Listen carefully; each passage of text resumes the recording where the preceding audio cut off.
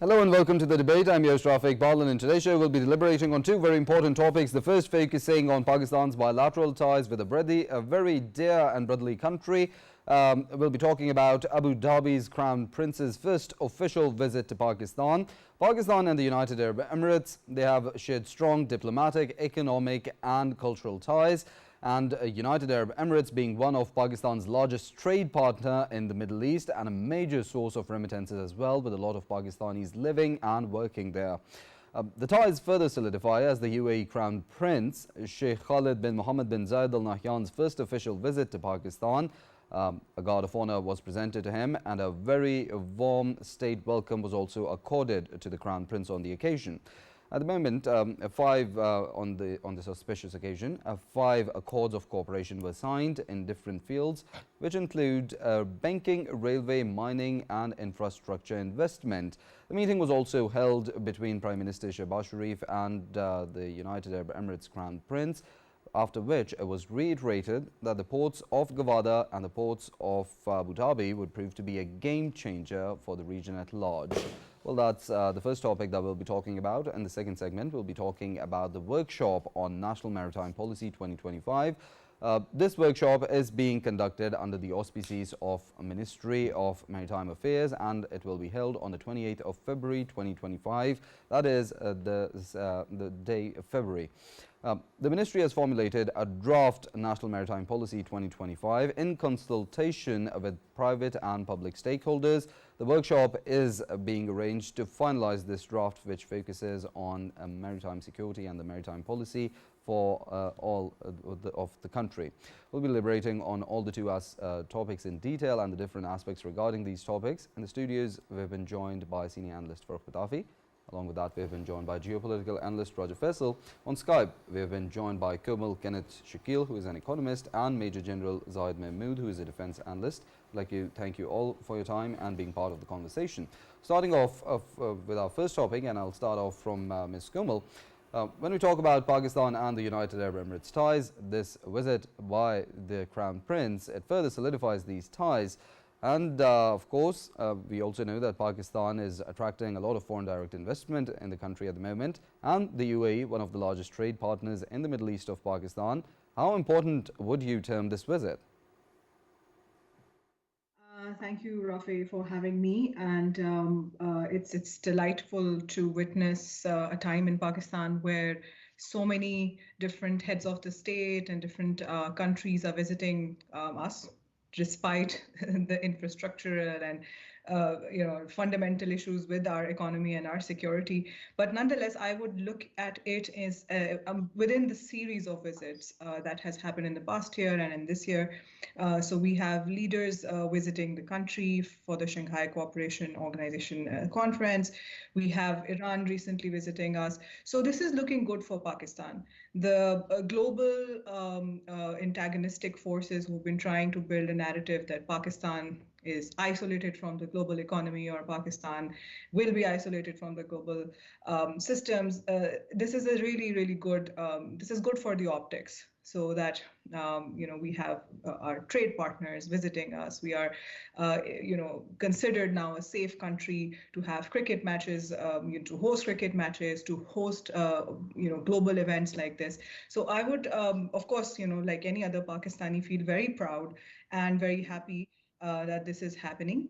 But as an economist, as a professional, I would also have throw in a word of caution. Like, this is great, but to be able to build on this and to capitalize on it, like you said, there are lots of investments coming in. Let me just be very mindful of the choice of words. Lots of promises for investments to come in have been made, but whether they come in and whether they become fruitful and whether they actually help Pakistan achieve its economic development goals, this is a long story, and this is going to take some time, and we must be mindful of all the fundamental soft and hard infrastructure deficiencies that we must address while we are also trying to build this positive image. So yeah, in short, I think it's great, but some caution must be exercised to capitalize on this.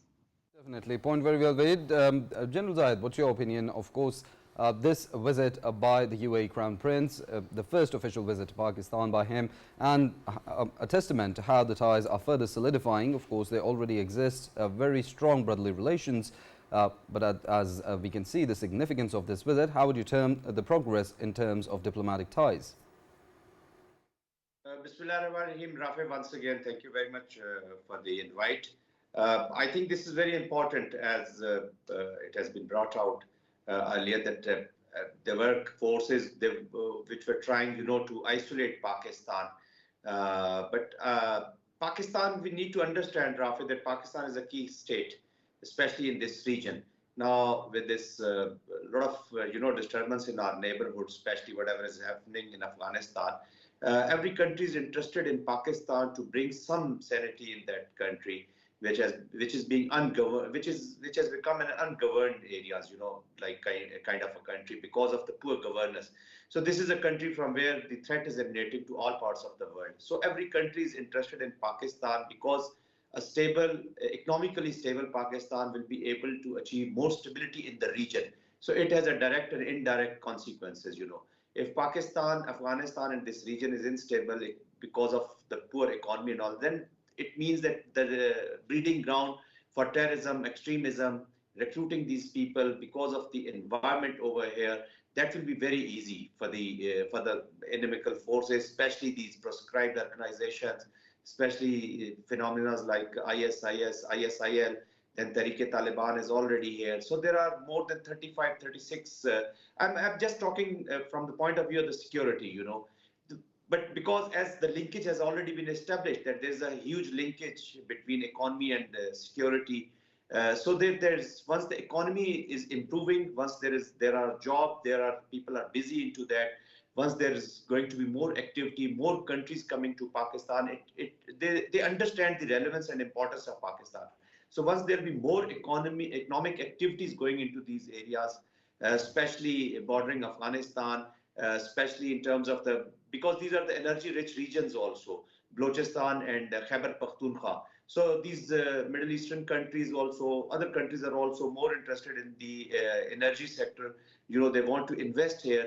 So they want to collaborate with Pakistan. If we are able to provide them the security, if we are able to provide them the environment, that's why this SIFC has been, formed, one of the reasons, to give them this assurance. And you can understand the presence of the army chief also in the important discussions and all that. So this is kind of a guarantee being given to them that, look, you will be provided with the security, whatever are your security concerns, we are going to take care of that. And you need to come to Pakistan and need to invest. So that's the real environment which is being created over here. But again, as I said, Pakistan is a key country. You can't ignore Pakistan. Definitely, General Zahid, of course, very detailed elaboration on the security and security front. Raja Faisal, when we talk about, as the conversation has shaped up, propaganda against Pakistan being diplomatic isolated, the irony of that was those spreading that propaganda had to come to Pakistan to attend a summit recently.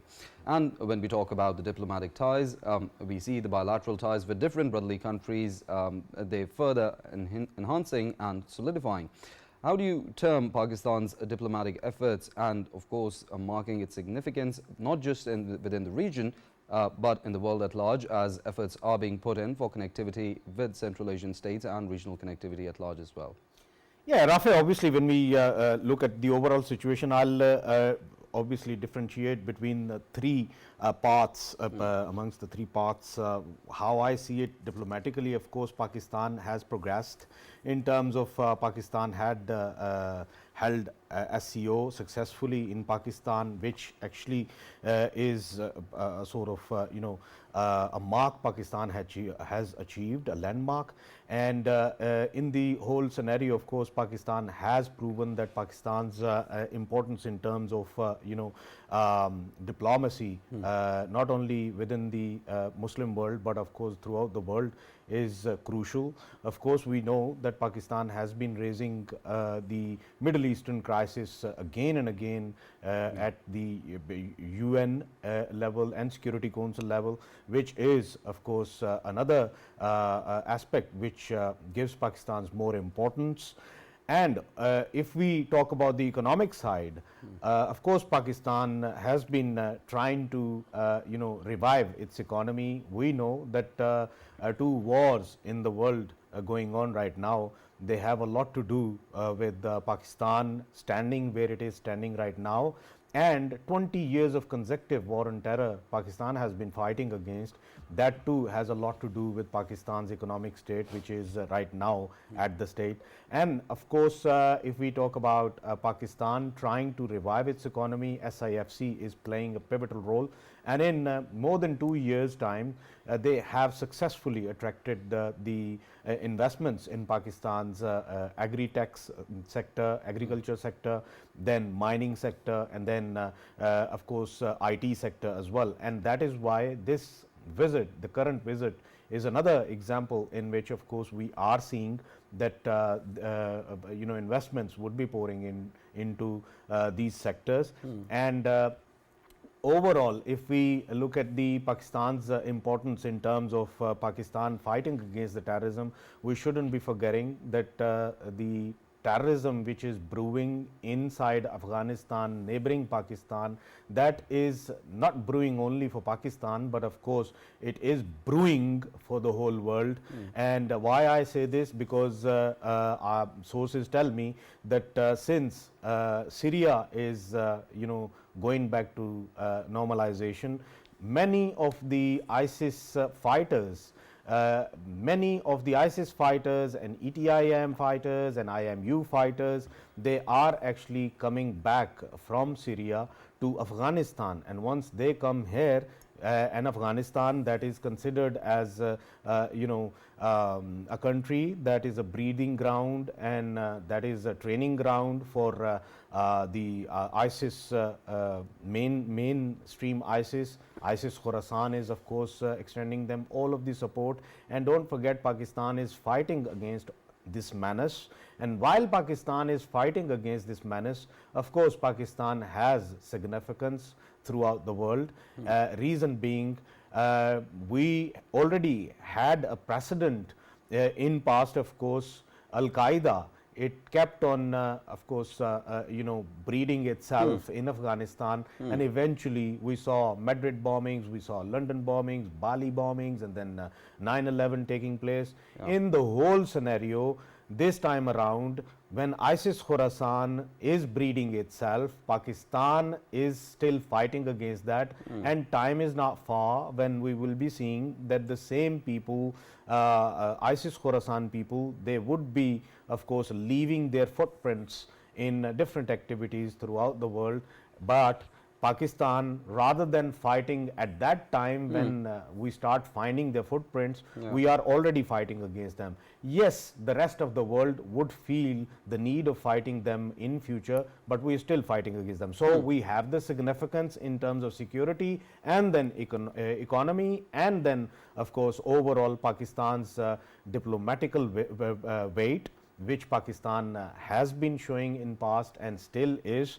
And in the scenario of the kind of solution that Trump is coming up with, and of course we know that our Middle Eastern brethren under the leadership of MBS, they have their own stance, and Pakistan fully stands with that stance. And I think this visit is going to be another assurance from Pakistan that we have been standing with our Middle Eastern Gulf brothers, and we will always be standing with our Gulf brothers.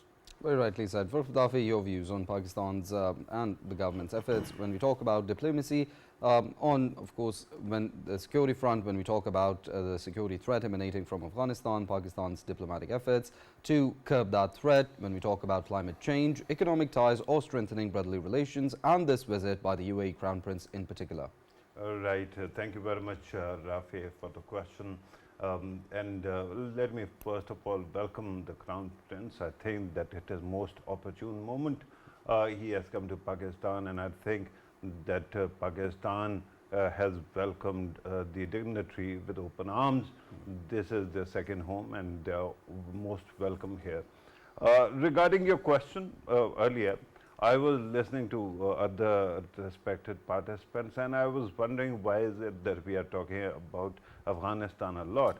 So I understood who is the actual contaminator. Your question is the leading question, and it takes us to Afghanistan. Look, regarding Afghanistan, there's a verse comes to my mind. Ranja Ranja Kook de mein ape Ranja hoi, and menu hirna aakhe koi. That I keep on chanting name of Ranja so much that I've become Ranja. Don't call me by my original name, right? I don't know why we have to actually keep on focusing on Afghanistan. Let us have a paradigm shift. Yeah. Let us actually switch to what we keep, we have this habit of keep looking at problems rather than solutions, right? Roadblocks rather than opportunities. So let us talk about opportunities. Here's a country of 240 million, right? Roughly 240 million. But brilliant people, educated people, capable of communicating in many foreign languages also.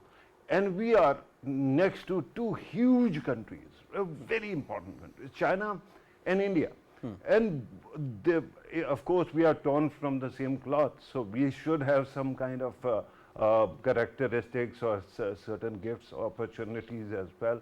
Then look at topography of Pakistan, from ocean to mountains. We have everything, right?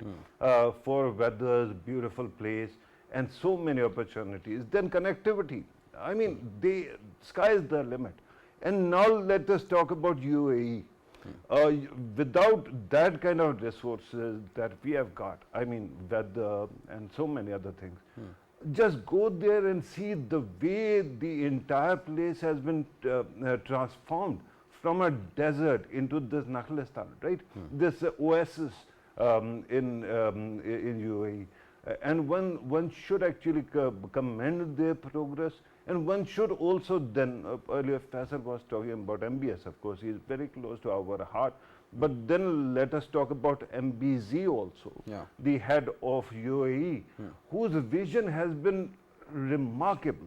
On one side, they have built the economy to such a level that you really feel that you are in a Western country, right? Yeah. On the other side, when you look at their foreign policy, they have played very smart. Their influence has been increasing from Africa to Asia to Europe, elsewhere, right? And that is incredible. So why not actually come together and keep on exploring opportunities to cooperate? And I think that at this moment, while we can say that there are many economic bottlenecks, but Pakistan is a place that is good for tourism also, and we can learn from them too. Pakistan is also very good for manufacturing and agriculture, because all these things are needed there.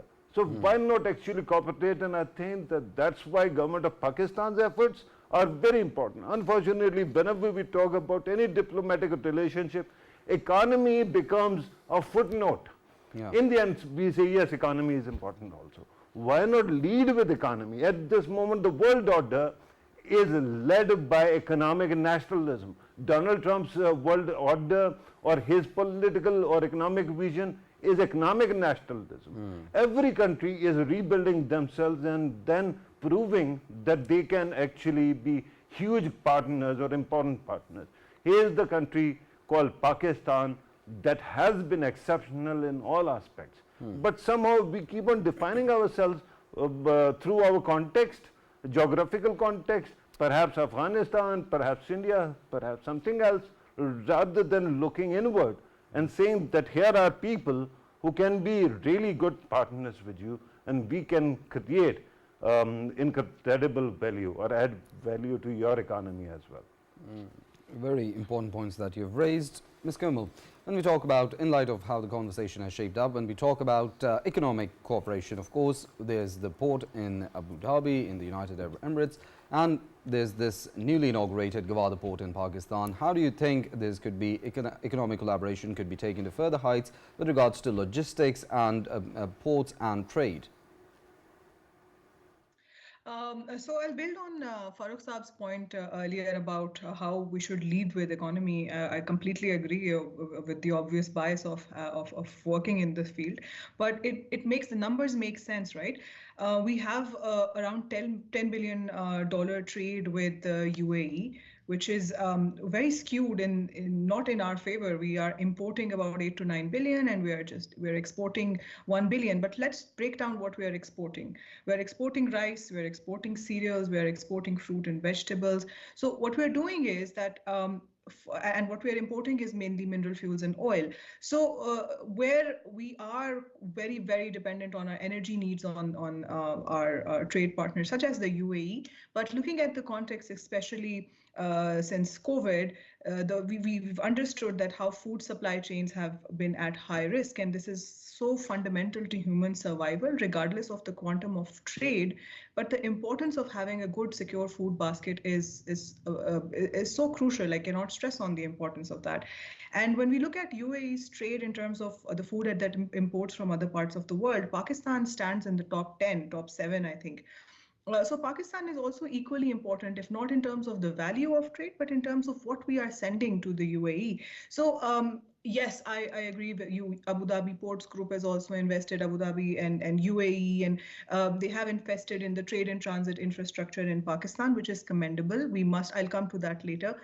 It's great to be investing in customs modernization and automation of gates and increasing the capacity of our ports, and they have rightly invested in that. And that will facilitate trade and investment, and investing into our ports will not just help trade with UAE, but also trade across the region and just generally trade for Pakistan. But let's also look at the strategic bilateral relationship. What can Pakistan offer? Right now, we are struggling with food security challenges within the country as well, but we have the kind of land resources that UAE, for example, does not have. They are still importing most of the food items. Pakistan is also sending meat, by the way. So investing in ports, for example, in refrigerated, capacity to have refrigerated goods stored in the port or nearby warehouses. That's also one of the things that UAE is investing in. So they know what they want from Pakistan. So I would definitely agree with Farrukh Saab. Let's build on the economic dynamics between the two countries that already exist and then take it from there, right? Okay, so great investment in infrastructure. Let's definitely invest in railways. Let's definitely invest in the banking sector, because that's also one of the strengths that Pakistan as a young economy and good with services sector can offer. But let's also build on agriculture. I would like to point out another really good initiative by SIFC, which is the Green Pakistan Initiative, and how they have packaged the agriculture sector, or how they at least aim to package the agriculture sector in ways that you're looking at precision farming, you're looking at a secure food basket, you're looking at stronger food supply chains, and you're allowing investment, not just from the local Pakistani private sector, but also from the world. So that is also one other area where we can offer to the UAE. Let's have a MOU on this as well. This will help you get you meet your food security objectives in the long run. It is in line with your policy to make your region more secure, to manage the risk that comes with disasters like COVID or any other, even given that we have a very stressful geopolitical situation right now in the Middle East. So anytime, the tail end of the risk that can happen for UAE, that could just become very real. So how do you strengthen those food supply chains in that context? So that is also something Pakistan can build on. So leading with economy, I think we need to think out of the box a little bit. That's great, whatever we are currently with this visit, whatever sectors we want to cooperate on. But let's also expand our horizon and think about what can we really offer to that region, that part of the world, and not just Definitely important points, very important points that you've raised, Komal.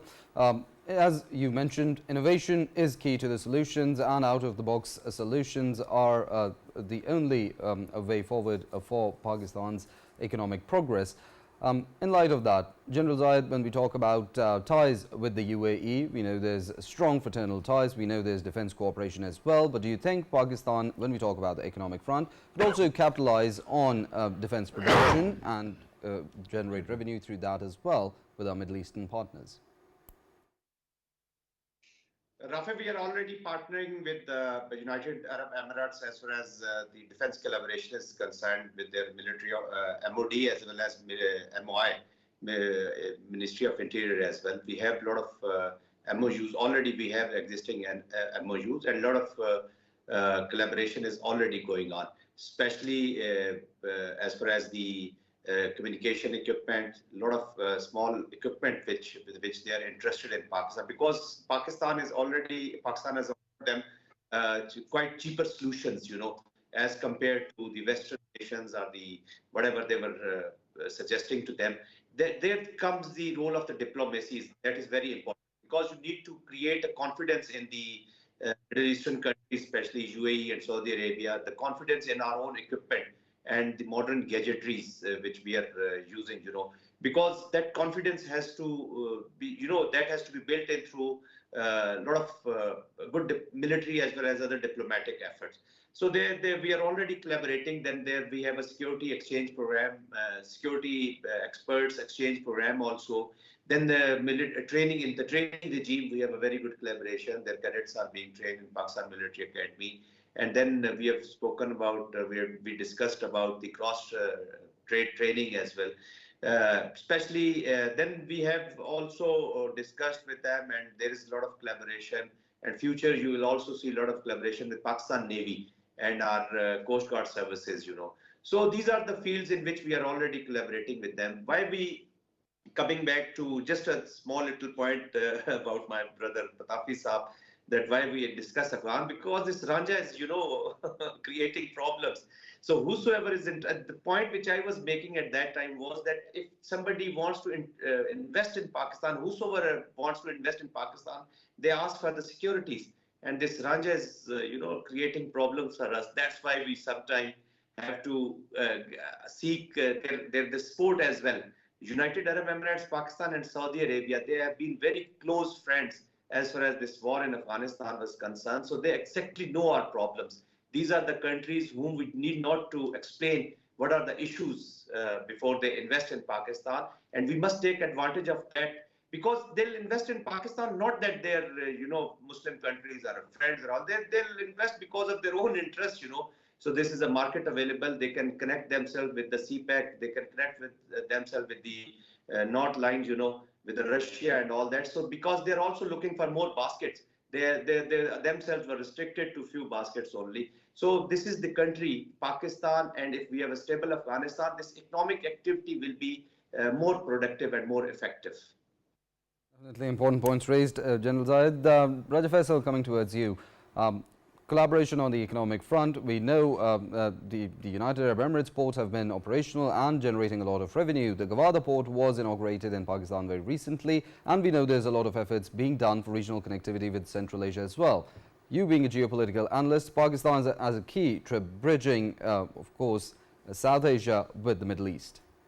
Yeah, Rafae, obviously when we talk about the kind of role Gwadar port can play, of course it is a gateway to the Gulf itself. It is placed right at the gate of the Gulf.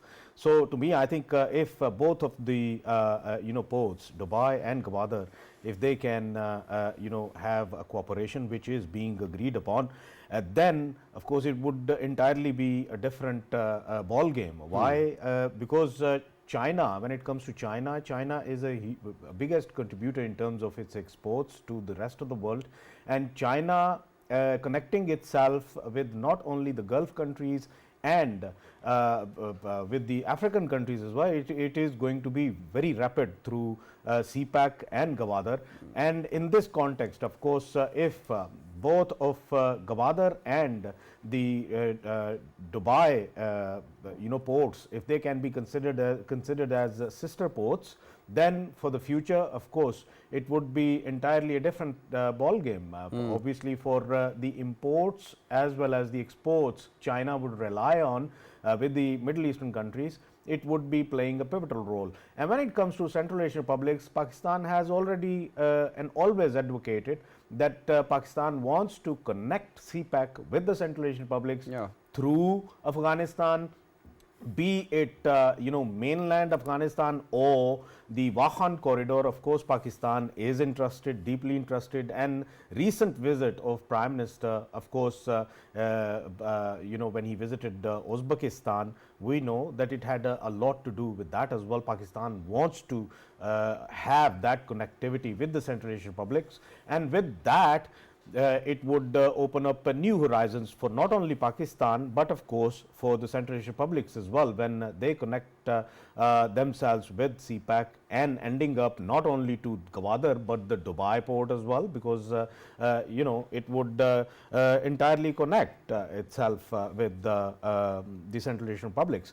So to me, I think it is a plus for everyone, Right. and that is why it is being highlighted. And I think whatever the further needs to be done on this context, they must do it as quickly as possible.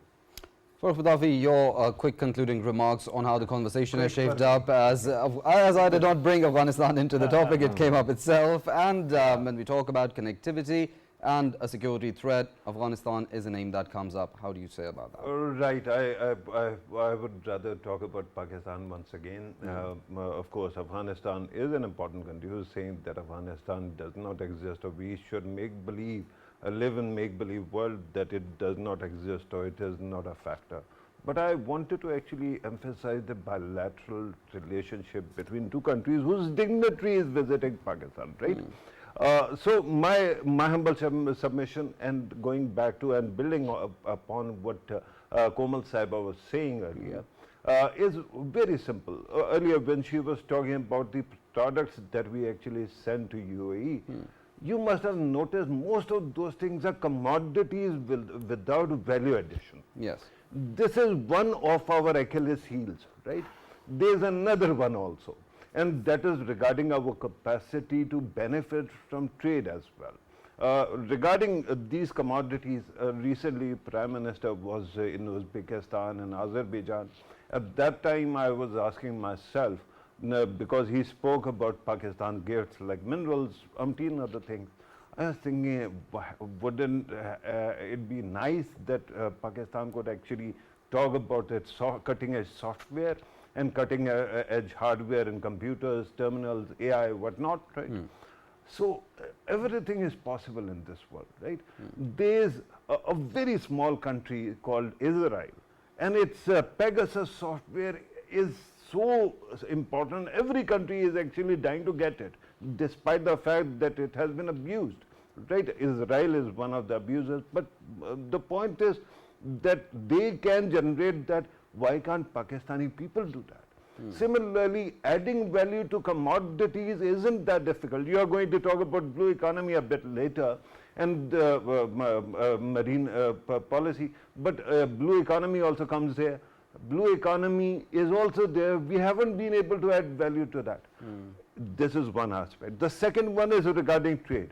It is not as if Pakistan has never been a hub of trade between countries. When 9/11 happened, India and Afghanistan were trading through Pakistan. We did not know how to benefit from it. So if you want to just be another road or corridor, you can be, but find a way and develop the expertise to benefit from anything that passes through Pakistan. If we cannot do it, we won't be able to benefit from CPEC. Of course, again, there's another problem. We end up actually using or seeing everything as through a political lens. This is undoing of South Asia, because Chinese are very smart. They know where politics should stay, and they keep on trading with any country. India keeps on betraying China all the time, but China trades with them and they have positive, they have trade surplus. So with that kind of approach, you can benefit, but first build your capacity. Ask help, because countries like UAE, others are there to help you. If you actually want to acquire that kind of expertise, and then of course keep on trading. If we export such stuff, machines, gadgets, whatnot, I think sky is the limit, and Pakistanis will be happier, because in the end, if you don't build that capacity, what are we going to do? We will be mopping floors elsewhere. Why do that? Well, that's a very important points raised and points to ponder upon as we talk about economic ties and diplomacy and how Pakistan needs. There's a lot of potential in the country, but of course, as Farrukh Pitafi had to say, value addition is what's important right now. Pakistan exports a lot of products, even labor, but we need more value addition to that with regards to increasing our export revenue. I'd like to thank both of our guests which have joined us on Skype, Kenneth, Shakeel, an economist, and Major General Zahid Mahmood, a defense analyst. Thank you both for your time and being part of the conversation. Coming towards the second topic that we have as a workshop on National Maritime Policy 2025 is being held on the 28th of February, and with regards to that, a draft has been formulated by the Ministry of Maritime Affairs. The Ministry has formulated this draft with consultation with all private and public stakeholders, and a workshop is being arranged to finalize this draft, which revolves around blue economy, the National Maritime Security Plan, and the geopolitics of the region and Pakistan's policy, which will be in light of that. Farrukh Pitafi, coming towards you, when you talk about maritime affairs and this policy that is being drafted, we know there's a lot of work being done with regards to the maritime sector, the blue economy that is being explored, how there's a lot of collaboration being done. There was an exercise, a naval exercise that was conducted very recently, and a very successful exercise that was conducted. A lot of work being done on the maritime sector and on the maritime front. How important do you think this workshop is going to be, and with a lot of geopolitics going on in the region, how the cruciality of it as well? Right. Thank you, Rafae. I think that first of all, one has to understand that Pakistan has this case of sea blindness. Pakistan is a big country. It has a very long coastal line. Pakistan is somewhere at around 1,200 kilometers. And most Pakistanis haven't even visited our coastline, right? Why would that be? One of the reasons is that the coastline is, when you look at the overall, Pakistan's map, it is at the bottom, and there is incredible depth to Pakistan. But even then, first of all, you have to actually acclimatize Pakistanis to the resources they have. We have such a huge ocean, such an important sea that we have access to. We have already spoken about our neighbors. Then look at the resources that we might have. Pakistan's, waters, territorial waters, Pakistan's oceans are rich in minerals, in marine life also. We haven't been able to benefit from that. This is a country that imports and exports a lot, but we don't seem to have a single, cargo service when it comes to, oceans. We trade. There's an official flag carrier, but we don't have any private companies. Yeah. Why would that be? There has to be competition. This is how capitalism works. So what I need to actually submit here is, from blue economy to trading with the world, our ocean is a very important resource. And unfortunately, we don't seem to be exploring it. We don't seem to be benefiting from it if we get a comprehensive policy. And tomorrow is the time, I'm sure, that you both are also invited. I want to actually look into the text of that document as well, and then we will have another session talking about the maritime policy. Well, definitely, as it unfolds. Raja Faisal, your views on this workshop and the importance of it, considering how there's a lot of geopolitics in the region. The maritime security is the center point of that, and this workshop also focuses on preserving the waters as well. Yeah, Rafae, obviously when we talk about the maritime security and this particular workshop, I think it's a brilliant initiative, and this time around it is going to be very explanatory in terms that there are many things which are going to be highlighted in terms of the real policy shift and the expansion of the policy in terms of Pakistan's efforts to gain from its maritime resource. And when of course we talk about blue economy, it needs to be further enhanced. Pakistan is a country having a huge coastline, but at the same time unlike other countries whose population, they like to create cities on the coastline rather than right in the deep mainland. With Pakistan, of course, Pakistan had water resource in terms of 5 rivers that actually run through Pakistan, and Indus itself, obviously the only country it flows in, it's Pakistan. So majority of the people, they had created all of these cities within the mainland. But when it comes to the coastline, of course, Pakistan had never had that kind of focus on that, but now it is being shifted. It is being, the policies are being made in terms of blue economy. And then when it comes to how the environmental changes are affecting our coastline, I think this is going to be part of it as well. And and when it comes to security, the coastline security, already Pakistan is having the command of the regional maritime security. And of course, every year it gets shifted, but this time around it is with Pakistan, and I think that is going to be very important as well. In recent past, Pakistan has been putting extra efforts and emphasis on controlling the piracy in the maritime affairs. Obviously, in the current scenario, the piracy anti-piracy efforts which Pakistan has been making in recent past, they were pivotal.